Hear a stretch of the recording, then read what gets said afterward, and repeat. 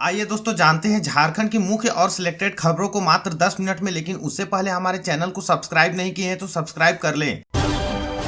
भाजपा के दबाव में निकाय चुनाव कराने को सरकार विवश, आदित्य प्रसाद साहू ने कहा। दरअसल प्रदेश भाजपा अध्यक्ष आदित्य साहू ने शुक्रवार को कहा कि भाजपा कार्यकर्ताओं के आंदोलन और पार्टी के दबाव से राज्य सरकार नगर निकाय चुनाव कराने को विवश हुए। अब हमारा लक्ष्य सभी निकाय सीटों पर विजय प्राप्त करना है। महानगर भाजपा कार्यालय में हुए स्वागत समारोह में भाजपा प्रदेश अध्यक्ष ने कहा कि यह उनका नहीं, कार्यकर्ताओं का सम्मान है। यदि भाजपा ने एसएसपी कार्यालय का घेराव नहीं किया होता तो धुरवा से अपहृत मासूम बच्चों की बरामदगी संभव नहीं होती। अध्यक्षीय संबोधन में महानगर अध्यक्ष वरुण साहू ने कहा कि आदित्य साहू के नेतृत्व में पार्टी जन जन तक पहुंचेगी। वहीं रांची विधायक सीपी सिंह ने कहा कि आदित्य साहू संघर्ष से निकले नेता है, उनके नेतृत्व में संगठन और अधिक मजबूत होगा।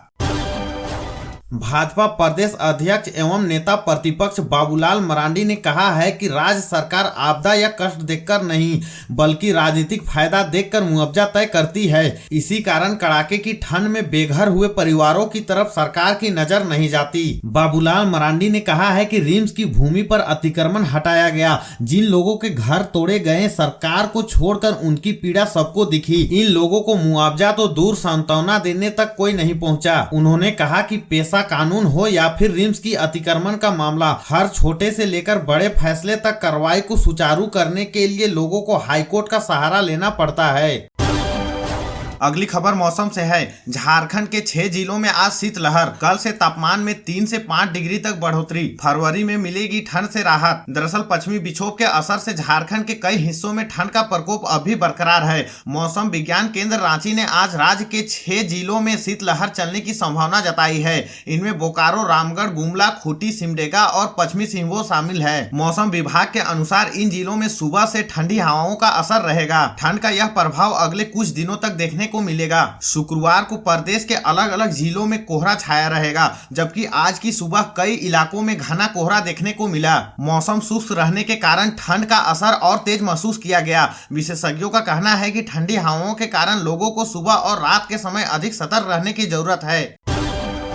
होली से 2 माह पहले ही ट्रेन फुल, 1 मार्च तक चलेगी लंबी वेटिंग। दरअसल अभी होली में करीब 2 माह बचे हुए हैं और दिल्ली, मुंबई, चेन्नई, बेंगलुरु जैसे महानगरों से रांची के लिए चलने वाली ट्रेन फुल हो गई है। 23 फरवरी से 1 मार्च तक की लंबी दूरी की लगभग सभी ट्रेनों में लंबी वेटिंग है। Lokmanya Tilak Ranchi weekly, LTT Gaya SF weekly, Lokmanya Tilak Hatia express, LFP Dhanbad express, Jammu Tawi Sambalpur express, NDLS Ranchi Rajdhani express weekly, Jharkhand संपर्क क्रांति, बेंगलुरु हटिया, सभी ट्रेनों में होली तक 50 से 100 तक का वेटिंग है। आमतौर पर जिस ट्रेनों में कंफर्म टिकट मिल जाता था उसमें भी वेटिंग 100 से अधिक हो गई है। लोग वैकल्पिक ट्रेनों की तलाश कर रहे हैं। अगले कुछ दिनों में लंबी दूरी की ट्रेनों में बुकिंग और तेज होने की संभावना है।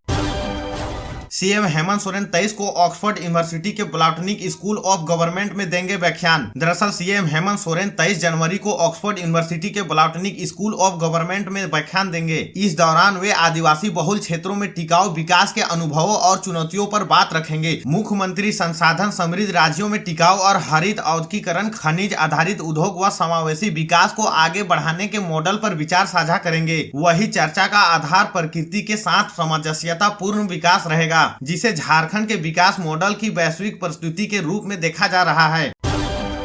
रांची आदित्यपुर का मेयर का पद एसटी के लिए रिजर्व, धनबाद का सामान्य। नगर निकाय चुनाव का आरक्षण तय, मेयर के लिए 9 में से 4 पद आरक्षित, 5 पद अनारक्षित। दरअसल झारखंड में नगर निकाय चुनाव के सभी पदों के लिए आरक्षण तय कर दिया गया है। राज्य निर्वाचन आयोग ने इससे संबंधित गजट की अधिसूचना जारी कर दी है। इसके तहत रांची और आदित्यपुर नगर निगम के लिए मेयर पद का अनुसूचित जनजाति के लिए आरक्षित किया गया है, जबकि धनबाद और देवघर नगर निगम का मेयर पद अनारक्षित रखा गया। जारी गजट के अनुसार राज्य के 9 नगर निगमों में से 4 महापौर पद पर आरक्षित किए गए हैं, जबकि 5 पद अनारक्षित रहेंगे। हजारीबाग नगर निगम के मेयर पद के लिए अत्यंत पिछड़ा OBC 1 और गिरिडीह नगर निगम का मेयर पद अनुसूचित जाति यानी SC के लिए आरक्षित किए गए हैं। वही धनबाद, देवघर, मेदिनीनगर, चास और मानगो नगर निगम के महापौर पद अनारक्षित घोषित किए गए। नियमों के अनुसार 50% से अधिक पद आरक्षित नहीं किए जा सकते हैं। इसी वजह से 9 में से केवल 4 महापौर पद के लिए आरक्षित किए गए हैं।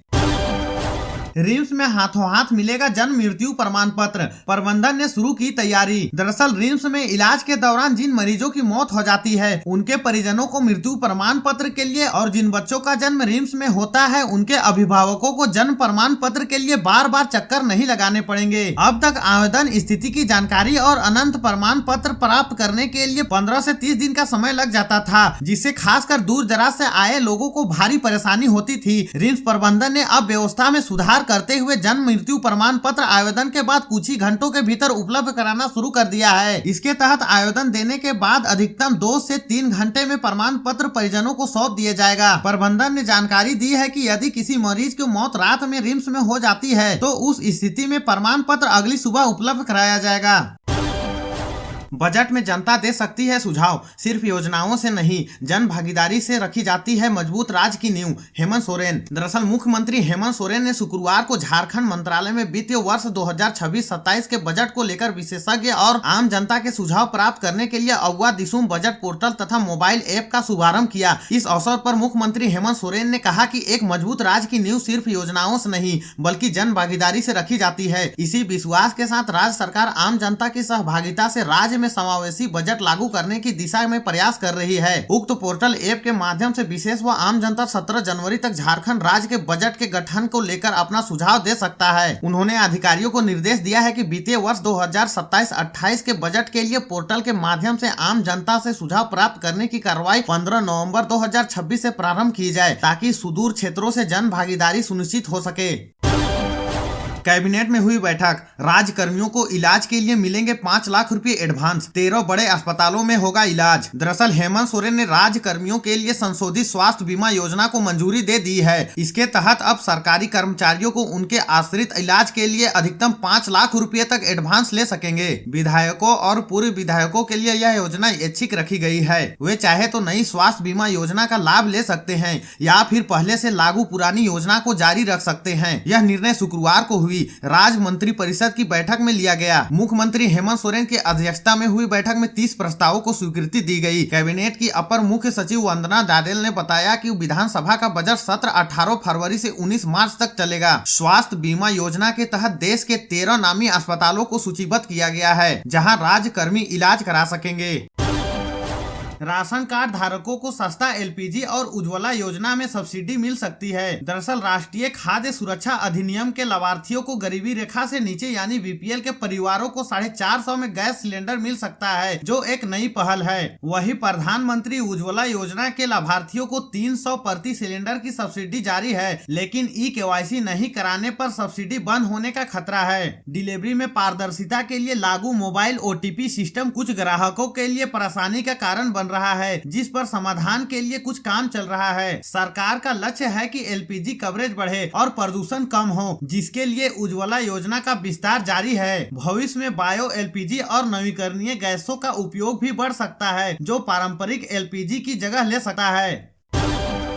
रोज 2500 लोग पहुंच रहे हैं आधार सेंटर, लेना पड़ रहा है अपॉइंटमेंट, मिल रहा है 4 दिन का नंबर। दरअसल पूरी रांची और राज्य का एकमात्र आधार सेंटर आम लोगों के लिए परेशानी का सबब बन गया है। मंगल टावर के पीछे स्थित एक छोटे से स्थान पर चलने वाले आधार सेंटर में रोजाना सैकड़ों लोगों की लंबी कतार लग रही है। बिहार और बंगाल के लोग भी आधार में सुधार कराने यहाँ पहुँच रहे हैं। केंद्र संचालकों की माने तो रोजाना 2000 से 2500 लोग यहाँ पहुँच रहे हैं, पर 500-600 लोगों का ही समस्या का समाधान हो पा रहा है। बाकी लोगों को निराश खाली हाथ लौटना पड़ रहा है। इस मौके का फायदा बिल्डिंग में चल रहे 2-3 कैफे वाले उठा रहे हैं। आधार सेंटर के नीचे एक निजी कैफे वाले को अपॉइंटमेंट सेंटर बना दिया गया है। यहाँ 100 रुपया देकर अपॉइंटमेंट लिया जा रहा है और अपॉइंटमेंट भी तुरंत का नहीं, 3-4 दिन का बाद का मिल रहा है।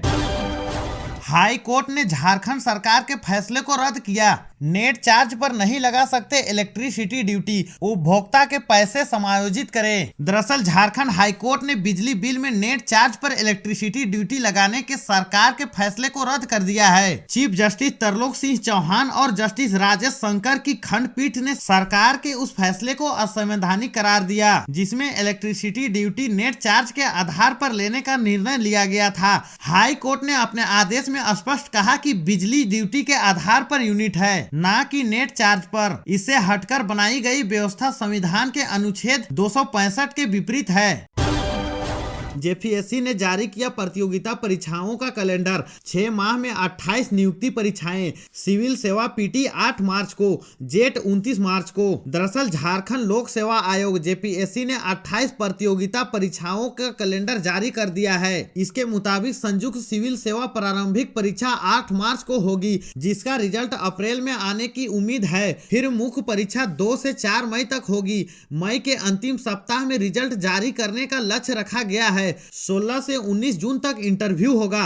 अगर सब कुछ तय शेड्यूल पर हुआ तो जून तक यह परीक्षा पूरी हो जाएगी। इसी तरह 29 मार्च को झारखंड पात्रता परीक्षा यानी जेट की परीक्षा होगी। इससे राज्य के विश्वविद्यालयों में असिस्टेंट प्रोफेसर की करीब 2500 पदों पर नियुक्ति का रास्ता साफ हो जाएगा।